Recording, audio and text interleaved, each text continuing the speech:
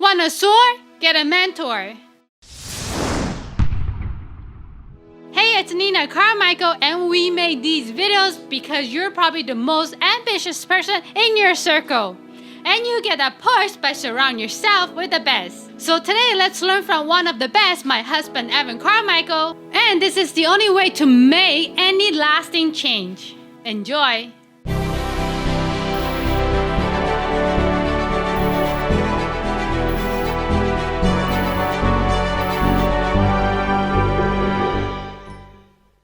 Okay, let's kick it off with rule number 1, hate mediocrity. To make a real change, you have to hate your life. Good is the enemy of great. If you're good, you're good. It would be nice to have more, but you're not willing to do the crazy, scary, painful things that require to get great because you're good. You need to realize, if only for a few moments, that you hate your life. You hate it. You're capable of more, way more. This is nowhere near maxing out. This is nowhere near the max of your capabilities. You should hate that. You need to hate that. And then you make a powerful decision to change. So if you've ever been to a Tony Robbins Unleash the Power Within event, the 3.5-day event, his most powerful exercise that he does is his Dickens exercise. And what he has you do is write down your limiting beliefs. He has you write down what are the things that you do that is holding you back, the belief system you have that is holding you back, the things that you know you need to act on that you're not doing. Why is it that you're not doing it, and what is it holding you back from accomplishing? And that's a great thought exercise, but unless it's emotional, you're not going to take action, right? You know it, fixing that would be nice, it'd be good, it'd be nice, right? Yes, but you still like your life. It's the problem. You don't hate your life. You're not desperate enough to make that happen. You can think, well, I'll do it tomorrow. I'll do it next week. I'll do it next year. No, you need to hate your life right now, or that thing will never happen. And so what Tony has you do is you take those 3 limiting beliefs and then you project forward, and it takes you down, I think, 5 years and 10 years and 20 years into the future. So now you imagine your life 5 years into the future. That thing that you're afraid to do, that thing that you have in your head, that limiting belief of yours, you haven't fixed it yet. What's the result? What happens? What do you look like in 5 years that you still haven't done the thing? What happens to you in 5 years? And then in 10 years, and then in 20 years? It takes you deeper into the pain, basically, each time that your life is terrible, right? You never fix this thing. You never chase that opportunity. You never go after the thing you know you're capable of.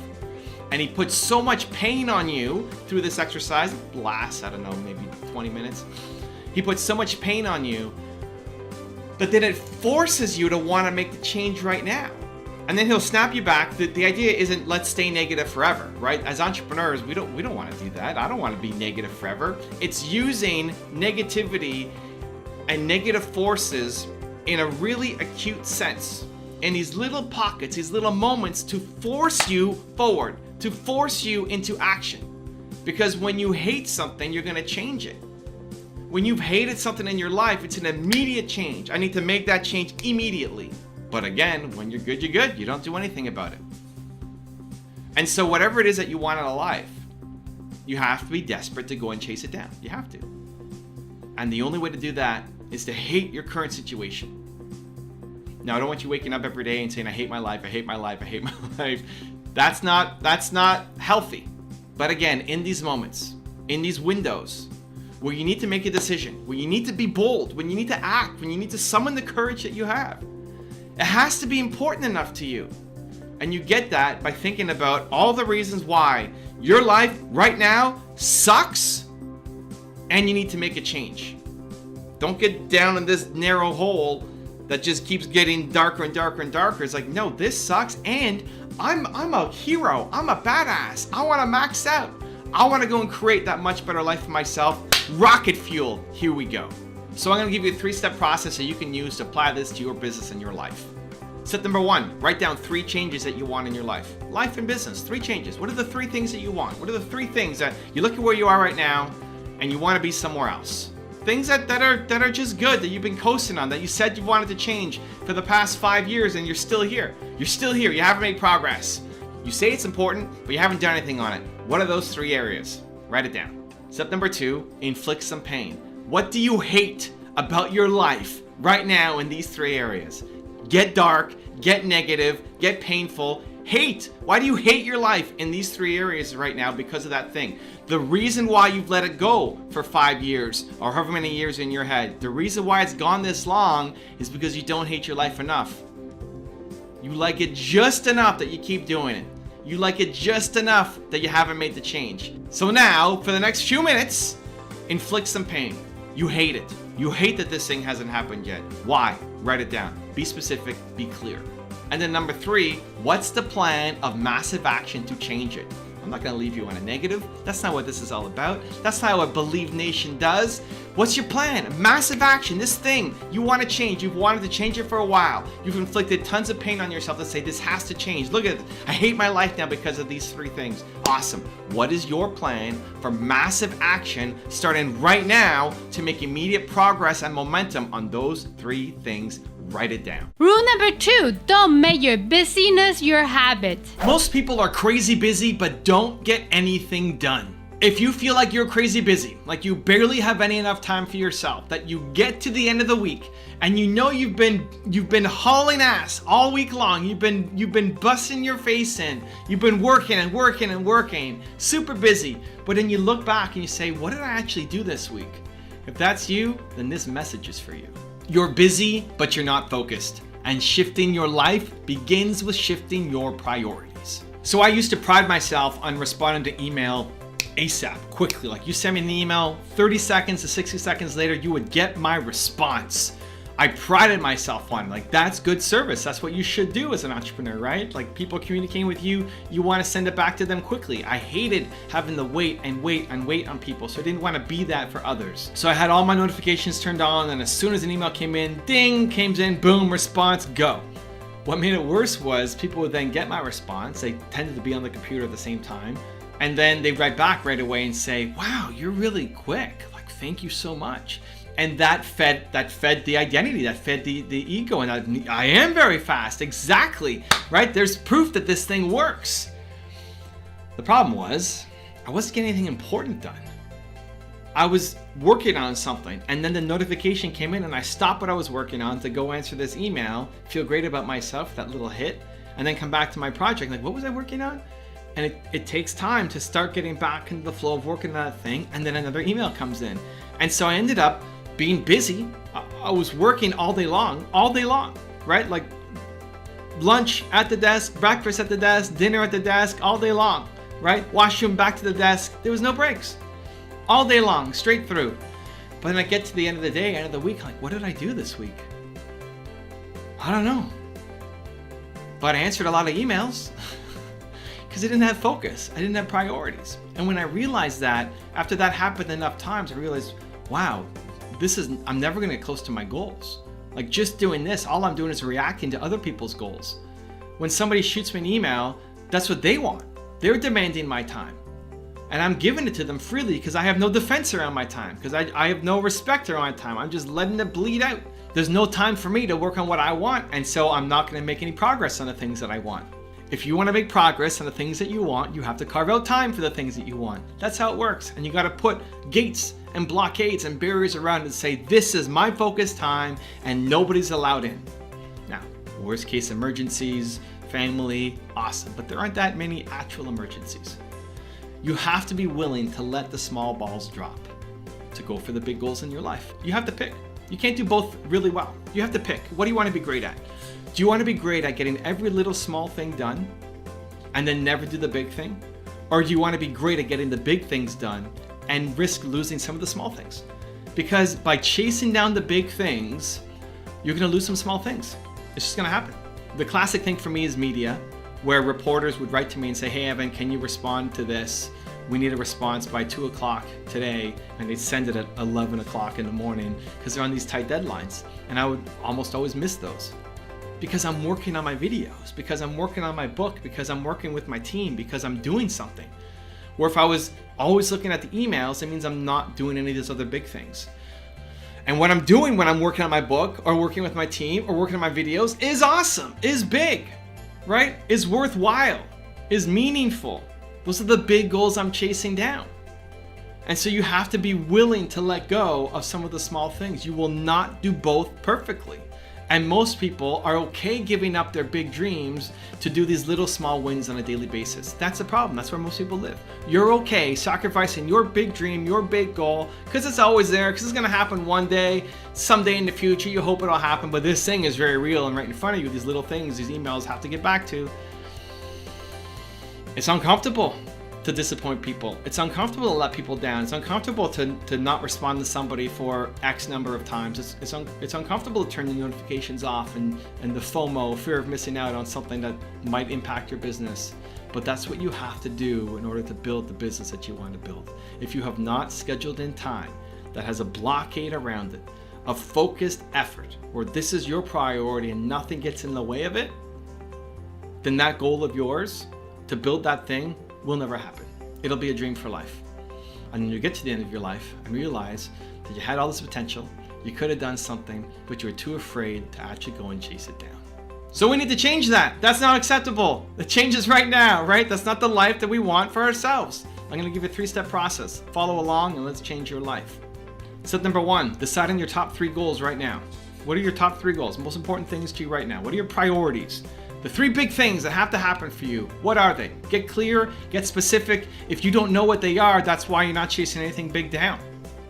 If you haven't thought about it, then that's the problem. You're stuck in these small projects for life. What are your 3 big goals for your business and your life right now? Step 2 is map your actions to your ambitions. Whatever you say you want to do will not happen unless it's in your calendar. You need to map your actions, what you're doing, to your ambitions, what you say you want. What you're doing has to lead to what you say you want out of life. You can say you want all this stuff, but if you're not doing the work, you're never gonna get there. And most people live there. You say you want this, but you're doing something totally different over here because it's not on your calendar. You haven't prioritized it. So now it's time to pull out your calendar and map your actions to your ambitions. For those 3 goals, you need to put time in your calendar every week to make progress on them. You have to. Your calendar is never gonna miraculously open up. There's only going to be more people who have demands to your time and want you to react to their life, to their emergencies, to their goals, instead of you fulfilling your own. So pull out your calendar and show yourself where in the week you're going to block off the time to map your actions to your ambitions and make time to make those 3 goals of yours happen. So step 3 is block the time and take small losses for big wins. Physically put into your calendar, this block of time on Monday afternoon I'm spending on XYZ, and I am okay with losing some small losses. I will not be reachable. I might lose a deal. There might be some burn down happening that I can't take charge of. I'm gonna disappoint somebody. I'm gonna let somebody down. Not with intentionally, not on purpose, but it's gonna happen. And you're not gonna kick yourself for doing it, because what you're gonna make that time count. Those 2 hours, 4 hours, 6 hours, 8 hours, however long you're spending working on your goals, you're gonna make that time count. You're sacrificing all these small wins that you love going after to make this time count. So use that as pressure, not to feel guilty about yourself for not doing those little small wins and being late and getting back to people, but in saying, I am working on something that's going to change my life. And because of these people who are dependent on me for everything else, and I'm pushing that off, I better make this time count. Use that pressure to drive you forwards instead of backwards. Rule number 3, focus. The problem is not that you're not a genius. The problem is not that you don't have great ideas. The problem is that you are not focused. You haven't said that this is the thing. This is what I have to accomplish today. This is the mission that I am on, and nothing is going to stop me. If you don't learn to focus on what's important to you, you'll never do important things and live your life reacting to what's important to other people instead. So I recently started a new business with one of my Thought Leadership Academy students, Jeremy. He came to my event last year. I was thinking about him on my tour this year and said, I want to start a business with Jeremy around YouTube consulting. I get asked a lot, hey Evan, can you check out my channel? Hey Evan, can I work with you? Hey Evan, can I hire you for XYZ? Looking at my channel, giving me ideas, mentoring, guiding me. And it's just not the business that I want to be in, but it is a business. And so I thought, Jeremy's going to come on board. He's going to do it. Now, when I recruited him and called him, he was not a YouTube expert.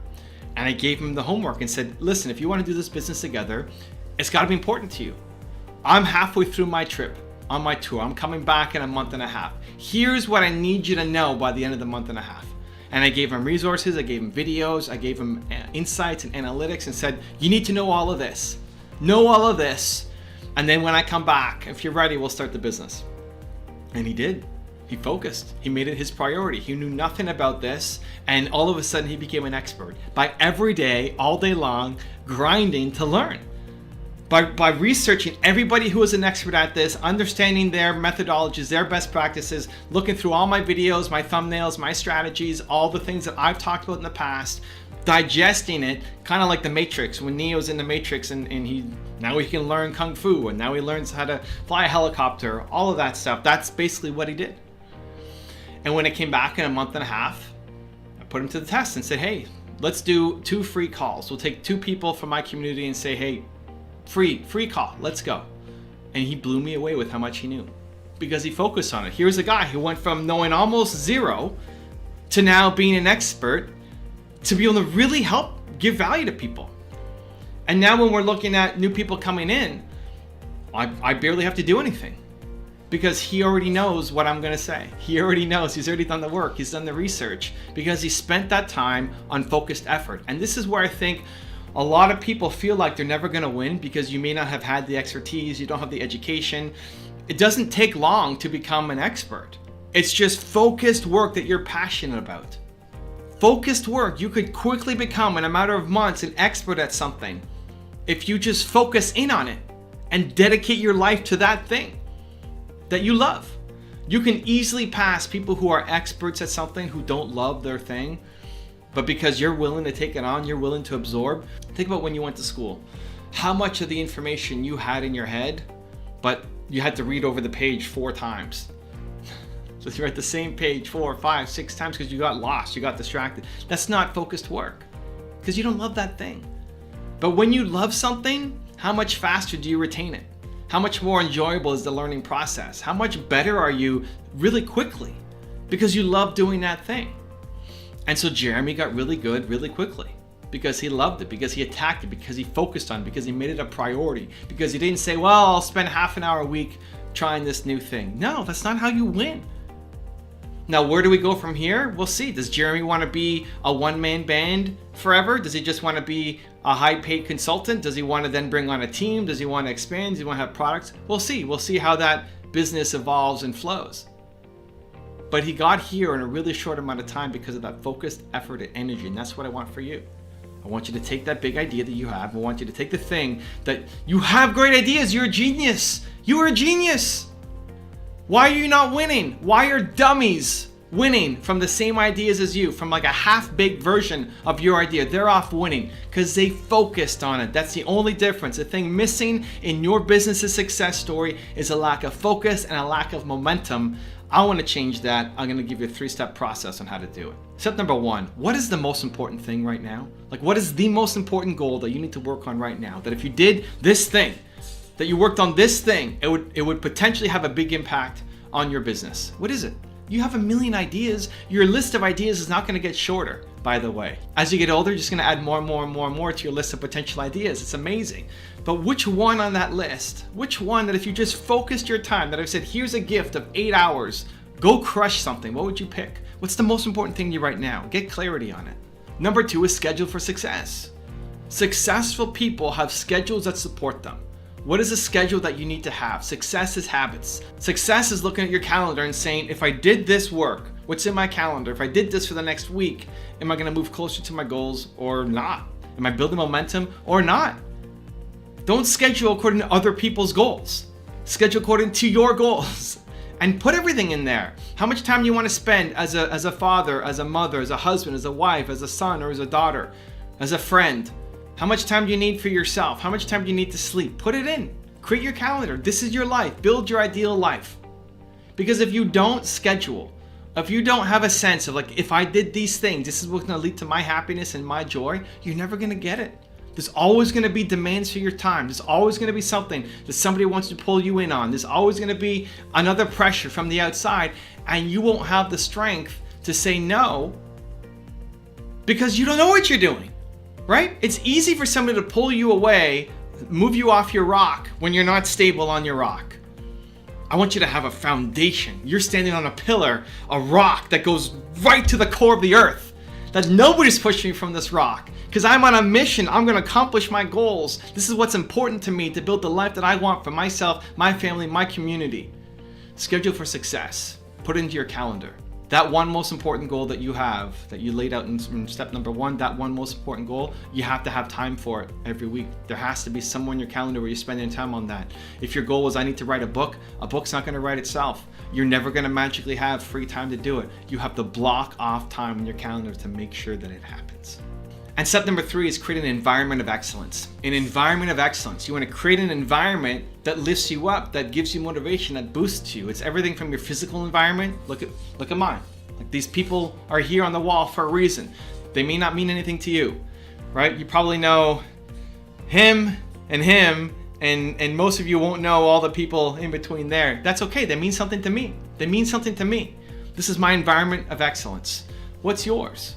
When you walk into your office, your bedroom, your basement, wherever you're working, your car, does it boost you? Does it make you come alive? Doing this, setting this office up, is a one-time thing. And then every day I walk in and it's a reminder. It's a reminder to play bigger. It's a reminder to believe in myself more. It's a reminder to chase down excellence. It's a reminder to not stay comfortable. Build your own environment of excellence. Rule number 4, unlock your talent.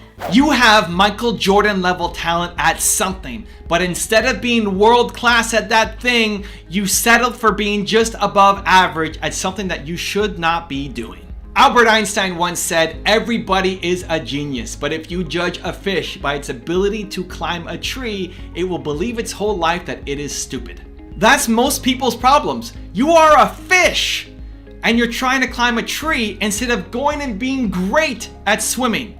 This is the exact problem that I am on a mission to solve. So I recently had a young entrepreneur come to one of my Toronto Q&A meetups that are free, that I host every week, and he said, Evan, I have a problem. I'm trying to decide between what my parents want me to be, which is an architect, and what I feel a yearning towards, which is being a musician. And I don't know what to do. I don't know how to decide. I don't know how I'm going to be a success as a musician. I don't know how it's going to work out.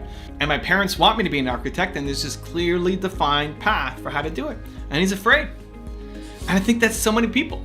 There's this safe, perfect path that has been designed that people have done forever and ever and ever and ever and ever. Or there's this new, crazy, messy, unrealistic, unsafe, unsure path, which is following your passion, being an entrepreneur, and trying to figure out where you're supposed to go. Here's the thing. If you only go down that safe path, if you only take that job, if you only listen to your parents or other people and you do what they want you to do, you're always going to be unhappy. You're always going to know that there was this thing inside you that you could have done, that you didn't take action on, and you hate it. It's never been easier to actually be yourself and build a business and have success being uniquely you, right? This was not open to your parents and definitely not your grandparents. The ability to be an entrepreneur on the side, making money using your phone, is something that your grandparents don't understand. It's totally wild. And so you are a unique individual, right? You are, I am, we all are. You have unique interests, personality traits, belief systems. You're unique. You need to do something unique. If you are unique, you need to do something unique. If you're stuck doing the same thing that somebody else wants you to do, you're never going to be happy. Now, there may be some alignment.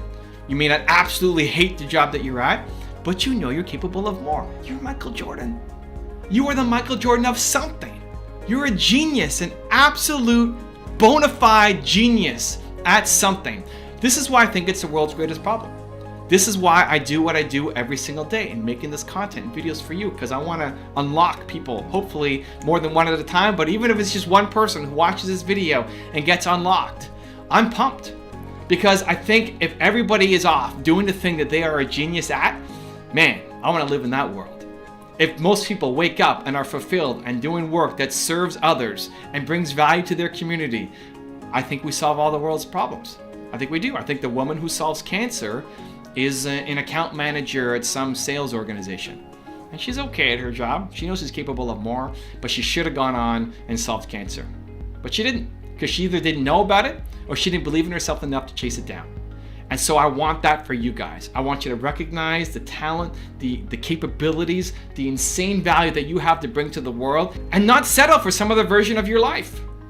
How do you do it? How do you find it? How do you know what you're Michael Jordan at? I'm gonna give you a 3-step process. Let's go. Step number 1 is explore. You gotta try stuff. People settle too early. You gotta try stuff. How do you find your perfect wife or husband? You gotta try stuff. You gotta date people. You gotta see what's out there. How do you know if you like coffee or not? You try it. You can't think your way through liking coffee. You can't.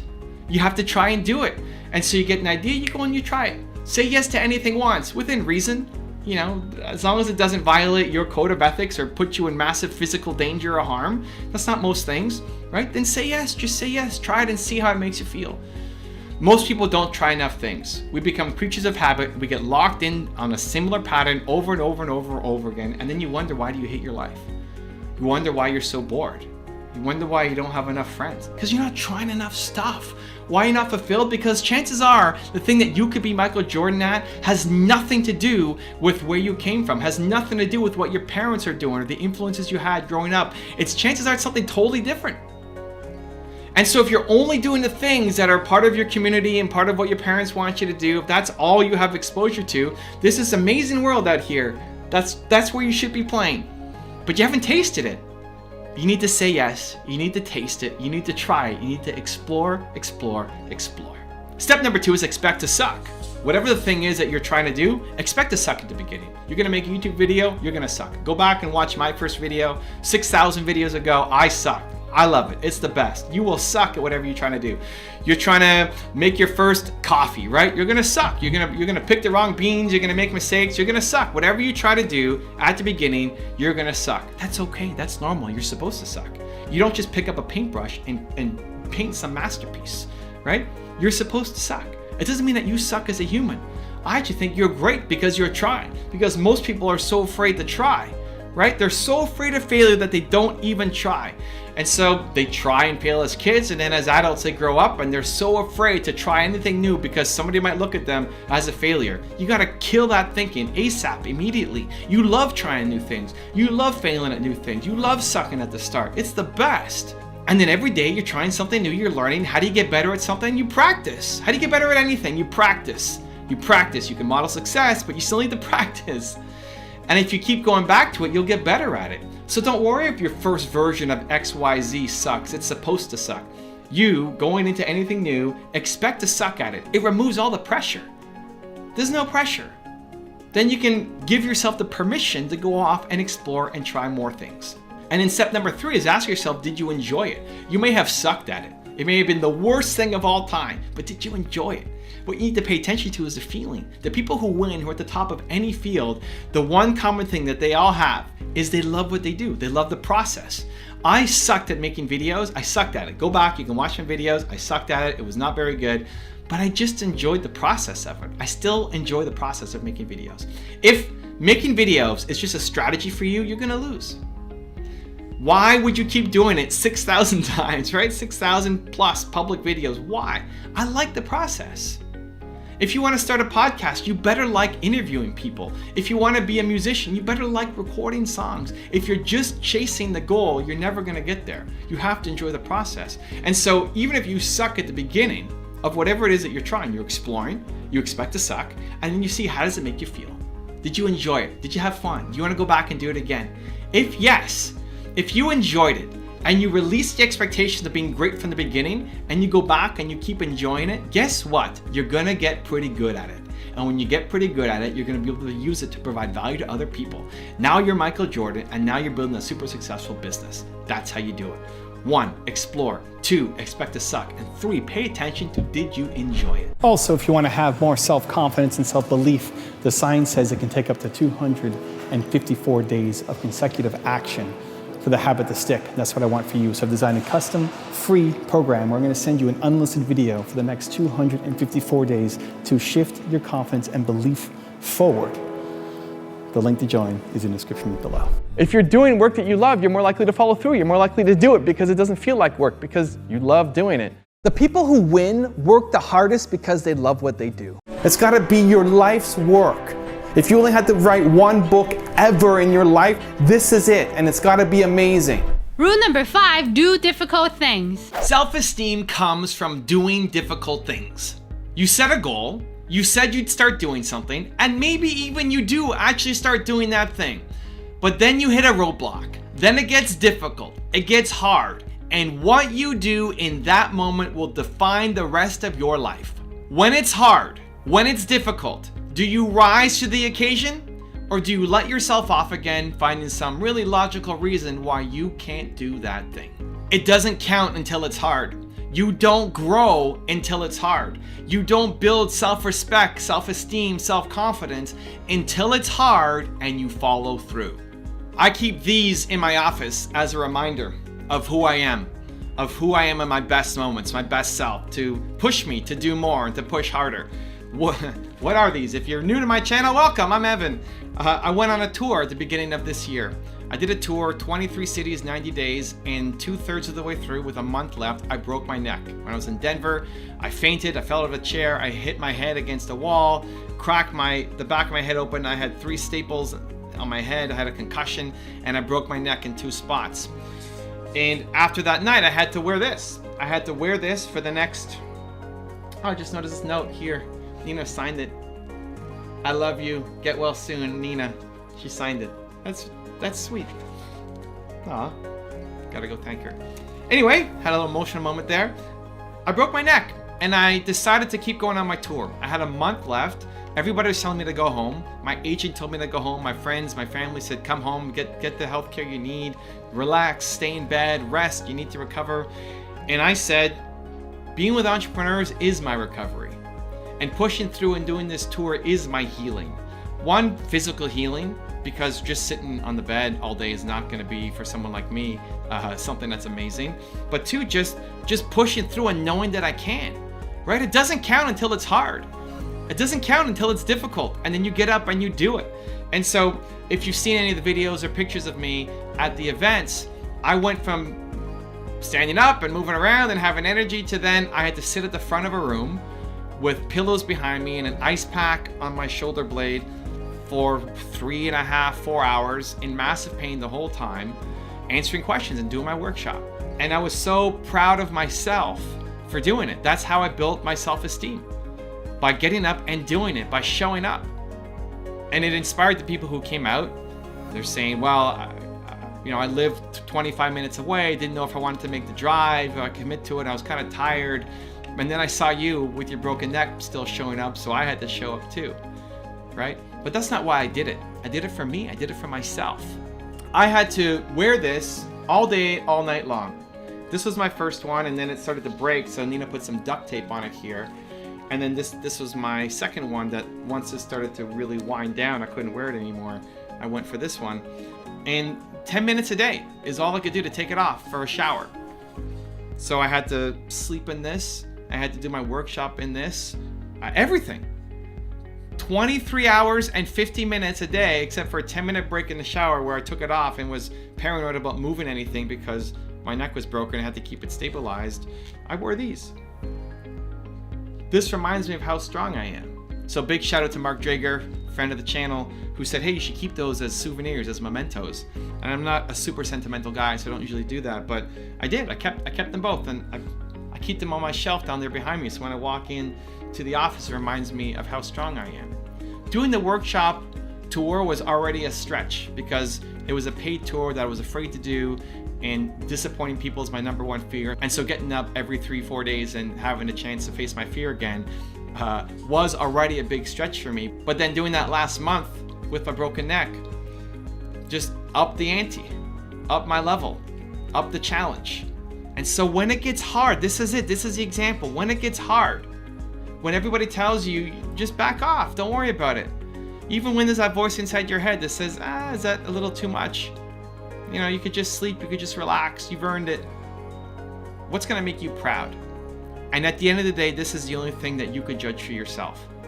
I would not have been proud of myself if I left the tour. I would have had a lot of good reasons to do it. I wouldn't have felt proud of myself. And so I had to keep going. That's what made me proud. That's what got me through on the other side. And it took me to another level. It doesn't count until it's hard. You will be challenged. You'll be faced with difficulties. You'll have every reason in the world to slow down, to stop, to quit. What's gonna make you proud? Go do that thing. There's a 3-step process I wanna walk you through that I think will help. Let's dive in. Step #1 is you tell yourself you do difficult things. I want to develop that identity for myself, and I want it for you. You do difficult things. You love difficult things. What's the reason why you're not doing the thing that you want to do? Go look yourself in the mirror and ask yourself, why am I not doing the thing that I said I was going to do? If the answer comes back that it's difficult, it's not an acceptable answer. It's hard is not an acceptable answer. You love doing hard things. You only want to do hard, difficult things. What's the alternative? Easy? You want easy all day long?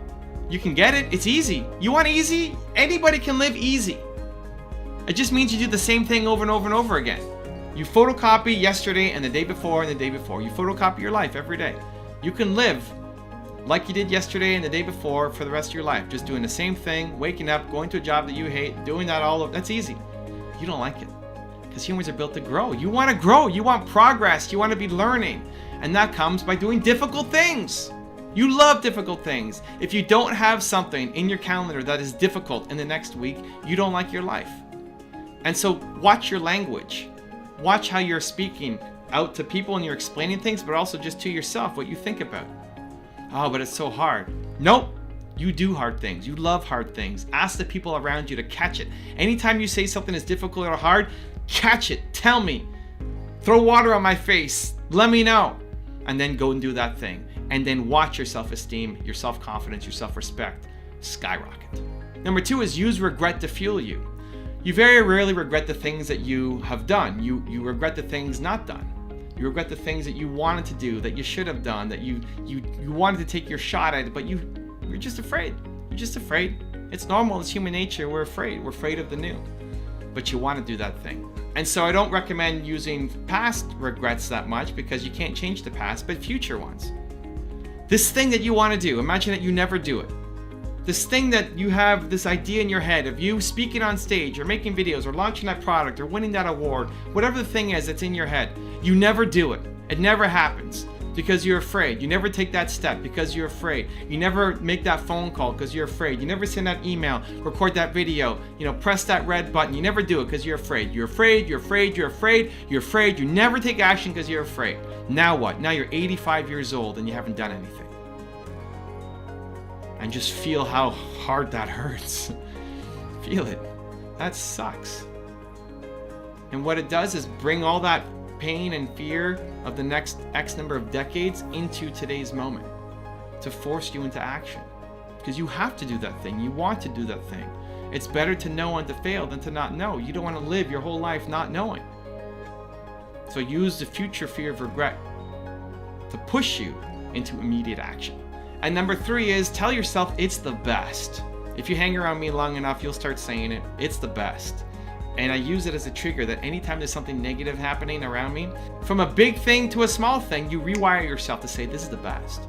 This is the best. This is my chance to show myself and the world what I'm made of. This is the best.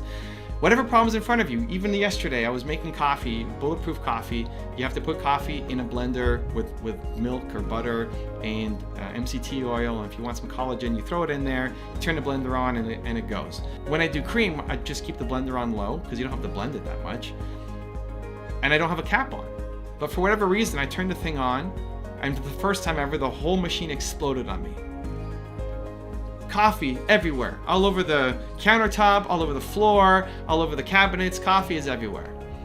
It's part of my morning routine. Now I'm behind. Now I gotta clean this mess up. I'm behind. I'm gonna fall behind on everything else I need to do. It's the best. This is the best. This is the best. Because what's the alternative? Just complain about it? If you believe, like I believe, that your purpose comes from your pain, that negative thing that happened to you, even in the biggest sense, I'm just talking about coffee, who cares? But the big things that are negative to happen to you are actually the best too. Because you get defined by it either way. Those challenges that get thrown in front of your face, you get defined by it either way. Either you then take on the identity that you can't handle difficult things and you succumb and you become negative and complain and drag other people down with you, or you take the approach that this negative thing that happened is the best and I'm going to learn from it and I'm going to grow from it and then I'm going to make sure that nobody else on the planet ever has to go through that crazy, scary, impossible, painful thing that you went through. That's why I love helping entrepreneurs, because I struggled so much as an entrepreneur myself. I want to try to make the path a little bit easier for you compared to what I had to go through. So it's the best. So try to catch it. Try to teach yourself.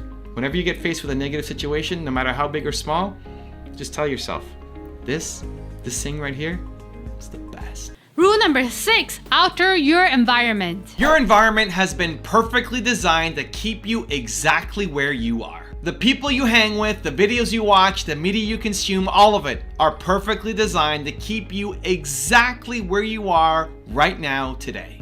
If you want to raise your standards, it starts by raising your environment first. So a friend of mine and friend of the channel, Mark Drager from Fanta, gave me a really warm message yesterday, and he thanked me for helping start the process for him to turn from being a pessimist to an optimist, from being somebody who was always worried and negative to somebody who's having more energy, who's seeing the light, who's becoming more optimistic, who still has a road to go, but is so far further along than where he was before.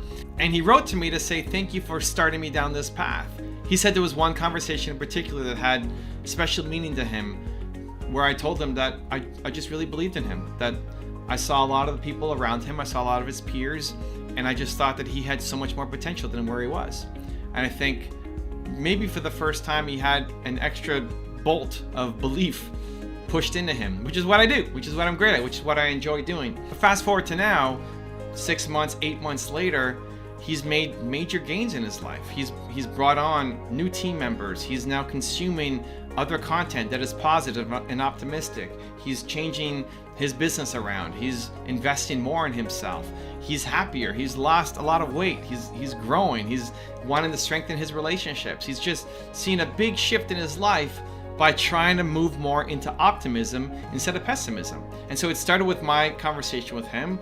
He then promoted somebody within his organization to become COO, whose name was Louis, and he's also a massive force for good and positivity. He started consuming Gary's content, which is positivity. He started consuming Tom Bilyeu's content, which is positivity. He started now injecting all these people and resources into his life to make him feel more positive, more optimistic, more happy, give him more energy so that he has that to go take on his goals and the challenges out in front of him, and slowly move that needle from being a pessimist to an optimist. I don't think people are pessimists, to be honest. I think everybody is born an optimist. I don't think people are born negative. I think that's trained into you. I think you're a pessimist and negative because of the circumstances you had and what was planted in your brain by the people around you. I think people are good. I think humans are just good. I think if we weren't good, we wouldn't be here anymore. 99.99999% of people are good. Right? Some people have a little bit of a miswiring up there and it causes them to enjoy killing people, but for the most part, we're good. I also believe that people are built to serve. I believe that you get happiness from helping others, by being of service to others. That's what actually makes you happy. There aren't very many happy moments in your life that didn't involve somebody else. You were helping, you were serving. They've shown the effect on your brain of serving and helping somebody is the same as food and sex. We're literally hardwired to help others and to serve. And so if you believe, like I believe, that humans are good and humans are built to serve, then what would cause somebody to be pessimistic and negative? How sad of an upbringing does that person have to have had? The programming that was installed inside them by other people who just were negative and down on their life, but weren't inherently bad people. The people who stole from my car in LA, the guy who cut me off in traffic yesterday, I don't think they're bad people. I still think they're good people who are built to serve. Just circumstances and conditioning have led them down a negative path. And so the good news is you can get out of it, just like my friend Mark has, who's someone who was sworn to say, I'm a pessimist, right? I just default to negativity, to now seeing the shift by changing the people he's surrounding himself with, by altering his environment, by consuming content that is more positive. He's already seen a noticeable shift over the past X number of months, and that's going to continue to grow. That could be you too. There's a 3-step process you to follow, and I'm going to give it to you right now. Step number 1 is collect good people. You need to be in the good people collecting business. I had that conversation with Mark that had a lasting impact on him because I love Mark, because in him I see just such a good person, just so much potential. And I mean, I see that in everybody, a lot of potential, but I want to collect good people. I want good people around me. I want to have people around me in my life who are in my business or just associates or just people that I know that are good people, that give me energy, that lift me up, that I'm excited to be around. right? There are some people that when you're around, you just have more energy and vibrancy. Collect them, find ways to work with them, find ways to stay attached to them. I even make it awkward. There's a lot of people who I'll meet if I meet somebody at a conference or at an event or something that's happening in my city or in another city. If I just really like their energy, I say, I really like you. I really like you. I want to find a way to do more with you. That's awkward. That's hard to say. That's weird. That's strange. But chances are they're feeling the same thing about you. That they don't have as many great people as they wish they had in their life as well. And so think about the people who give you energy, that are just good people, that you wish you could spend more time with them, and tell them that, as awkward as that seems, and then find ways to stay around them more, because you want to have those positive people in your life. Step number 2 is 254s. I've created a program called 254s. There's a link in this video, it's in the description below, where every day for 254 days, I send you a video around a certain topic. In this case, it's around building unstoppable confidence. If you watch a video for 254 days, you will become more confident. It'll happen. Science tells us that it takes between 18 and 254 days of consecutive action to build a habit. If you're on a diet for 1 week, it's likely not to stick. It takes at least 18 days. The average is 66 days, so most people don't spend enough time doing the thing before they quit and give up. But the worst case scenario, the slowest human learner of all time, takes up to 254 days of consecutive action to build a habit.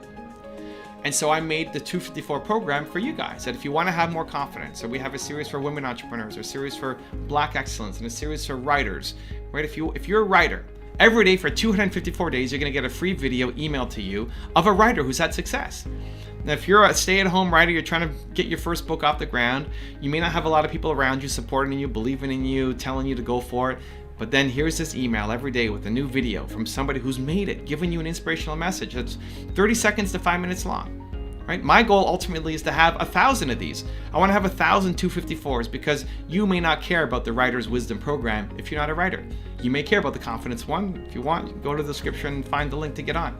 But if not, then make your own. Make your own. Even this channel spreads belief every day. If you want to have more belief in your life, watch these videos. That's the intent. It spreads belief. If you feel a little bit more belief in yourself, that you are a genius, that you have Michael Jordan level talent at something, if this video helps spark that, then watch more. And if it's not me, then it's somebody else. Go watch Gary's content. Go watch Tony's content. Go watch Mel's content. Whoever it is. Create your own 254 program, where every day for 254 days at least, ultimately becomes a lifetime thing. You're surrounding yourself with resources that feeds the positivity in your mind, that hope, that things are possible, that you don't need to stay where you are right now, that you can end up in a better place if you put in the work. But if you don't believe that it's possible, you won't chase it down. So you need to create your own 254 program. And then number 3 is have play bigger triggers. Play bigger triggers are things in your environment that remind you to step up.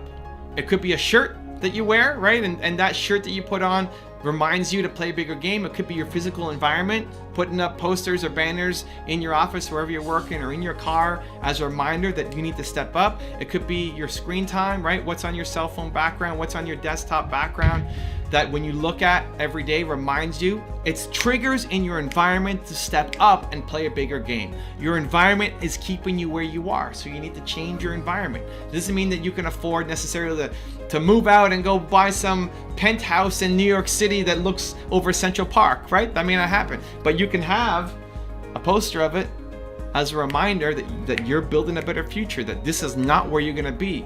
This place that you're in right now is not gonna be where you're gonna be in a year, because you're making big growth, you're making big gains. And so you want to set up triggers in your environment that remind you constantly. Why it's beautiful is you set it up once. You set up your cell phone background once, and what it does is reminds you every time you look at your phone. How many times are you looking at your phone? Would you like an inspirational message to remind you to play bigger? Something emotional? Has to mean something to you. Don't copy what I have. These are my parents. It means something to me to have them on the wall. My parents on your wall won't mean very much, probably, right? It's a little weird. So what are the things? What is your environment? What is your home office? What's in your car? What's in your bedroom? What's on the cell phone and your computer background? What is it? What are the things that when you see just makes you think, that's right? And it snaps you out of mediocrity. It snaps you out of the way you are, because you want to just stay where you are. Again, it's been perfectly designed to keep you where you are. It's easy to stay where you are. And then bam, something shows up. So you could trick yourself. You can force yourself to play a bigger game. if you set up the right play bigger triggers for yourself. Rule number 7, live your truth. Most people aren't happy in life because they're living somebody else's truth. You're not living your truth, you're living somebody else's version of it. Your parents, your family, your culture, your society, you're living somebody else's version of it. And so you're never happy because you never explored it. You never picked at it. You never found out what you could be. And you settled for something less than what you're capable of. You know you're capable of more. You may not know what the thing is that you should be doing, but you know it's not this thing right in front of you. I can't tell you how many people I've met on this tour who have that story to share. I had a woman whose father told her that women should not be doing any kind of entrepreneurial ventures, that women are meant to be teachers. And so she spent 15 years being a teacher before having the courage to jump off and start her own business. And now she has a multi-million-dollar construction business. I had a girl come up in Albuquerque, where I am right now, who studied for years to be an accountant. Why? Because her mom was an accountant. And so her mom made her go study to become an accountant. And she didn't know what she wanted to do. So she said, okay, great. Yeah, I'll be an accountant. She just graduated and realized, I don't want to be an accountant. This isn't for me. It's easy. It's the path that my parents took. Like, it's great for me to get into it. I can get easy money. You know, my mom said, I'll like it when the money starts coming in, but money's coming in and I don't like it. I want to do something else. I know I'm meant for something greater. And so she told her mom, I don't want to do this. I want to learn how to be a management consultant and I'm going to go back to school. That takes a lot of guts. That takes a lot of courage. Most people do not have that courage. Most people do not have the courage to stand up to their parents and say, I don't want this life. It doesn't mean you have to hate them. You have to attack them. You have to tell them they're wrong. This is for you. You don't want that life. Most people never have that courage. And the story that comes to mind for me is Actio Morita. And use this as motivation, as wisdom. If you are trying to battle your parents or your culture, your friends or your society, remember Actio Morita. He started Sony. Now he came from 11 or 12 generations of sake brewers, Japanese background. The Japanese culture is super family oriented, and the oldest always takes over the family business. The oldest has to follow in line with what the family was doing. And so he was expected to take over the sake business. And it's not just one generation. You're talking 11 or 12 generations in a Japanese society. And he said, I don't want to do this. I want to start my own business, a technology company, at a time when Japan was known for super low quality products. This is the man who put Japan on the map for high quality products. That products coming out of Japan meant something, was a stamp of quality because of Actio Morita. And he went on to build one of the most successful brands in the world, Sony. But it starts with having the courage to say, that's not my life, that's not my truth, that's your truth. And it's out of love. Your parents love you, your friends love you, your society, your community, they love you. It's not out of hate. It's very few parents who say, do this because you're gonna suffer. You know, it's out of love. They just have a different version of it. Their world is different. They don't understand the world that you're growing up in. And so you have to have the courage to go off and start your truth. The challenging part, though, is it's uncertain. You don't know what it looks like. You haven't started. And so here's what I call the 2% difference. This is the secret to moving forward. As soon as you get an idea, you get an idea for something, trust that idea. Trust that idea that it's actually the right thing for you. Because what we typically do, you get an idea and then your brain talks you down from doing it. Your brain says, well, you're not talented enough, you haven't gone to school, you don't have the money, you don't have the resources. It talks you down from doing that big crazy thing. I believe that idea came to you for a reason and you need to trust it and go take action on it. Even though it doesn't make sense. You're trying to solve a matter of the heart with your head. You can't logically think your way through how you're going to feel about something. You can't. You can't think your way through if you're going to like sushi or not. You can't think your way through if you're going to love somebody or not. You can't. Similarly, in finding your truth, finding your passion, finding your calling, you cannot think your way through it. You have to feel it. And so the starting point is going off and doing it. And as soon as you get that idea, while you're feeling bold, while you're feeling inspired, to go off and take some kind of action. I call it the 2% difference. Don't worry about trying to get to 100%. Don't worry about planning and strategizing and figuring it out and thinking. That's what most of us do. You get an idea, you think, you start thinking, right? You plan. How do I get to that 100%? No. You've lost because you're going to wake up tomorrow a different person, because you're going to go home today, plan, and wake up tomorrow a different person and then not take action because you're scared. Because your brain will start talking you down from that crazy big idea. Your brain will talk you down from going off and living your truth. That's what's going to happen. That's what always happens. And so while you're feeling the energy and the momentum, you got to take some action. Instead of planning how to get to 100% of the way, you take action immediately on getting 2% of the way. 2%. The 2% difference. Go from 0 to 2%. If you can't take immediate momentum to getting 2% of the way, you will never get to 100%. You have an idea to make a YouTube channel. Great, go make a video right now, today. ASAP, the 2% difference. Make your first video right now with your cell phone. What most people will do is start researching, right? What am I going to talk about? What am I going to wear? What's my hair going to look like? What camera do I need to get? What phone do I need to get, right? What's my lighting going to be? What microphone? Think, and then never do. Because you're a perfectionist. You're going to perfect your way out of ever living your truth. The beginning is messy. It's supposed to be messy. Go off and get your 2% difference towards finding and living your truth. Quick example, my story. I'm here in Albuquerque, New Mexico right now. I was walking down a beautiful summer day last year, and I decided that I was going to take Nina to every city in North America with 1 million plus people. Every city in North America, 1 million plus people. That was my decision. Great. What's my first step? Action. The 2% difference. So it's not, here's what most people do. It's not go home and research how many cities there are. It's not go home and make a plan for how we're going to do this. There's lots of reasons why it's not going to work. Nina still had a full-time job. I had no idea how many cities there were. I had no idea what the next step was going to be. Just do something. Immediate action. And so I thought right away, 5 seconds later, here's my goal. Great. 5 seconds later, this weekend, let's hit one city. Boston. Nina had never been to Boston, so I thought Boston was the closest city to Toronto. It wasn't. Pittsburgh actually was. And on my tour, the people in Pittsburgh told me, they let me know that Pittsburgh is closer.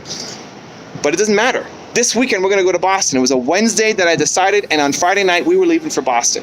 Boom, I hit 2%. There's 50 cities. We're going to hit one this weekend. We're going to get 2% of the way done. On the way back from Boston, we decided to do this tour that I'm on right now. And now we're going to hit 50% of the cities on my list. Momentum. That's the thing that's missing, momentum, because you're trying to be perfect. You're trying to fully understand your truth, but you can't think your way through your truth. You have to experience it and feel it. And the starting point is a 2% difference.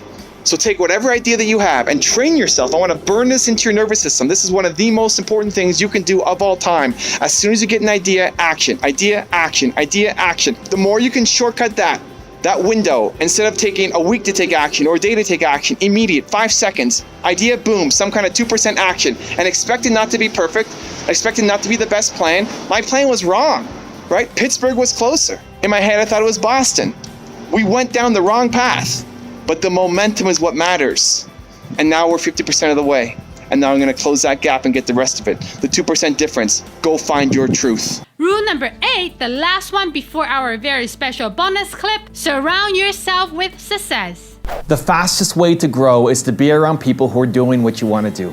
Period. When you are around people who are building and growing and taking on the world and trying to accomplish their dreams, and you're in that environment and you're learning, even just being around them, it's going to seep into you and get you motivated and pumped up and fired up to go off and chase your dreams. Most people have a pretty crappy environment. Most people, if you're an entrepreneur, most people, they don't have a bunch of entrepreneurs in their family. Most people, when they tell their family and their friends what they're doing, they think they're crazy. They think that you shouldn't go off and do that thing. You should go and get a safe, normal, typical job. A lot of people have a lot of negativity around them. If you are constantly surrounded by negative people, people bringing you down, it's really hard to be the one person trying to go off and make a huge difference. And so if that's you, if that's your situation, then you need to change your environment. You need to be surrounded by people who are like-minded, who are off chasing their goals, and you need to find some mentors. Let me give you some quick tips on how to do it. Because if you don't, you're never going to get to where you want to go. You won't. Staying right now where you are needs to be unacceptable, because you will never get to the spot that you want to be at if you stay exactly where you are with the people and the environment that you have around you. Step number 1 is limit the exposure to negativity. That may mean you cut off some friends. Just because you were friends in elementary school doesn't mean you should still be friends now. It doesn't. Doesn't mean you have to be rude to them. You've just grown apart. It's okay. It's okay. It's great. You'll get new friends. We need to limit exposure to negative, toxic people. If those are your parents, you may not want to completely eliminate them from your life, although for some people, that's an important step. It may just mean cutting off exposure to some topics. If you know that your friends or your parents talking to them about your business ideas is always going to lead to a fight and negativity, just don't talk about it. Say, I don't want to talk about that, and find something positive that you can relate to and talk about. Step 1, you have to eliminate the negativity or limit exposure to it in your life. You will not do great things if you are constantly bombarded by negativity. Step number 2, now you have to fill the void. You got to fill the void with positivity. And so That's reaching out, that's joining communities, that's going to events, that's going to groups. I'm on my tour right now. I'm in Albuquerque, New Mexico. I'm doing an event tonight here in Albuquerque. And when people come together who are like-minded, all the people who come to my events, they're all entrepreneurs and they all want to go off and do something amazing. And for a lot of the people coming out, they're the only ones that they know who are off trying to do something, and now they meet local people who are also similarly minded. You need to be around similarly minded people. And so check your local city, check your local groups, see what's happening, see what's coming up, get involved, get out of the house. Stop being in your regular routine. Your current environment is not helping you. You need to get out and meet new people. And you may go to an event and meet only one person that is potentially like-minded. Amazing. Collect people. I like collecting good people. Collect them. I'll even be super awkward about it, almost intentionally, where if I really like somebody and we have a great conversation, I'll say, you know what, I really like you. That sounds weird. I'd like to find a way to spend more time together. Like maybe we meet up once a month for a coffee and just talk about business. That's how you do it. You just ask. And if you had that with 4 or 5 different people, then every week you're meeting somebody on a regular basis who fills you with positivity and energy. And so you have to go off and find those people. You have to say yes and go to those events to meet, to be around the positive energy, because it'll make such a big difference for you accomplishing your big goals. And then step number 3 is get more mentors. You need to get mentors. And one are aspirational mentors, and that's what I see through what I do, right? Through my content. I learn through the aspirational mentors. I learn from Kanye, I learned from Dandapani, I learned from Oprah Winfrey, I learned from Mel Robbins, I learned from these people. They make me better, even though I haven't met most of the people that I profiled on my channel. I learn from them, they make me better. Being around them and their energy and their wisdom gets me fired up. Seeing people going off doing amazing things, and I get that 3 times a day on my channel, right? Like, it will shift you, it will. If you are watching content, you may never meet Dandapani, but if you're watching his content, if he inspires you and you watch his content on a daily, it will shift you, because now he's a voice of positivity in your life. And then you can get real mentors as well. For those of you who are following my Path to 10 Million Subscribers series, I'm having people who I respect and look up to coach me on different things that I need to get better at, who they'll watch my stuff and say, hey, here, this is where you're great, but here, you suck. You got to get better at this thing. You need to make the decision to change your environment. You need to make the decision that your life is important, that your mission is important, that being where you are right now is not acceptable, that you don't want to be here again in a year. Like 1 year from today, you can't be in the same environment. You can't be around negativity and toxicity every single day. You need to follow those steps. You need to remove the negativity from your life. You need to seek out positive energy and be around people who build and lift you up. And you need to start seeking out mentors, whether they are face-to-face mentors or aspirational mentors, to help you get to where you go. Your life is important. Your mission is important. You need to start treating it as so. Now I've got some special bonus clips that I think you're going to enjoy. But before that, it's time for the question of the day. I want to know, what was your single biggest takeaway from this video and your plan of action for the next week? When you just watch a video and you get motivated, the science says you have a 35% chance of actually following through. That's not good enough, Believe Nation. We need to take some action. But when you watch a video, you get motivated and you create a specific plan of action, that number jumps from 35% to 91% chance of you following through. And when you publicly commit to other people, like leaving a comment down in this video, your number jumps to 95% chance of you actually following through on the plan you set for yourself. So I want to know your single biggest takeaway from this video and your plan of action for the next week. Leave it down in the comments below so I can celebrate you. I'm going to teach you a strategy right now that will change your life. It's called the 2% difference. The 2% difference is, as soon as you get an idea for something, as soon as you get an idea for a new thing that you want to try out, you go do it. And it's called the 2% difference because most people, when they come up with an idea, what they do is they think about it, they plan, they strategize, right? You got an idea to go launch something, great, you go home, you strategize, you tinker, you plan, you think about it. But then you wake up tomorrow a different person. You wake up tomorrow a different person. You were feeling bold yesterday, you came with this great bold vision for yourself, amazing, you're feeling on top of the world yesterday. You wake up tomorrow a different person. And then you don't do anything about it. Maybe you research a little bit more and then that idea is dead. I believe that the decisions that you make when you're feeling bold, unstoppable, and confident are actually the right ones for you, and then your head talks you down from doing them. We just don't live in the land of bold and confidence 24/7. We spend 1% of our life, if that, feeling bold and confident, and the other 99 feeling scared and afraid and back down to where we were before. So the decisions you make when you're feeling bold and confident are the right ones for you. And therefore, the first step you need to take is not planning, is not strategizing, is not thinking, it's action. The 2% difference. What that means is instead of going home and strategizing and planning on how to get to 100% of your goal, build immediate momentum on how to get to 2% of your goal. Focus on taking action to get 2% of the way close to hitting your goal. And then that momentum will carry you forward to helping you get through to the rest of the 100. So here's an example. I'm filming this from Las Vegas. I'm on this tour right now. I promised Nina, I made a decision. I'm going to take Nina to every city in North America with 1 million plus people. That was the goal that I had. Great. Most people would go home, start researching, thinking how many cities are there in North America with 1 million plus people? How are we going to do it? Nina has a full-time job, on and on and on and on about all the reasons why you're not going to be able to do it. And you start planning and strategizing. Great. No, that's not the way to do it. Because you'd wake up tomorrow a different person and say, I don't know about that goal. I can't do that. And you start talking yourself down from it. So while you're feeling the boldness of it, when you're feeling capable, when you actually feel capable of accomplishing that goal, you go off and you do something. So I said, great, this weekend I'm going to go to Boston. Nina had never been to Boston, so this weekend we're going to go to Boston. And I messaged her to say, Nina, I've decided I'm going to take you to every city in North America with 1 million plus people, and this weekend we're going to go to Boston. Turns out there's 50 cities on the list. I don't know how I'm going to get to my 50 cities yet, but I can hit one, and that's 2%. If you cannot get to the first 2% immediately, you will never get to the 50, you'll never get to the 100. It's just never going to happen. This is the problem for most entrepreneurs. You plan too much, you strategize too much, you think too much, you're too smart. We're smart. And so you find really smart reasons why you can't do something. You're a perfectionist, you're worried about putting something out before it's ready, and then you never release it. The people who I've met on this tour, I feel so bad for them. It blows my mind of people who've waited decades plus to move forward on their idea. That idea that you have, that you're sitting on, you need to go do something about it right now. That's the difference. There are dummies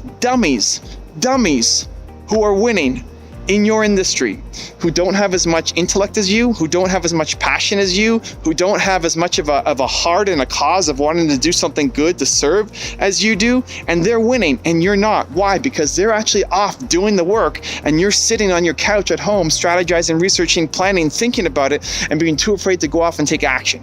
And so the 2% difference, the next time you feel yourself coming up with an idea, and we get ideas all the time, you get an idea, train yourself. Idea, trust that it comes from somewhere, right? That idea comes from somewhere. Don't judge it. Don't be critical of it. It came from somewhere. You have a responsibility to do something about it. Idea to action. Idea to action. Train yourself. Idea to action. You thought of something today? You thought of something in the shower? Great. Idea to do something. Idea to action. The 2% difference. Stop planning your way on how to get to 100% of your goal and figure out what can you do right now, today, immediately to get 2% of the way. Start applying that principle. It will change your life.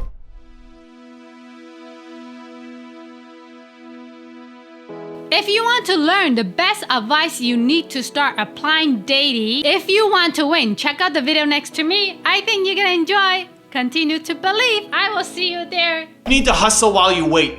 If you can embody this advice and apply it to your business on a day-to-day basis,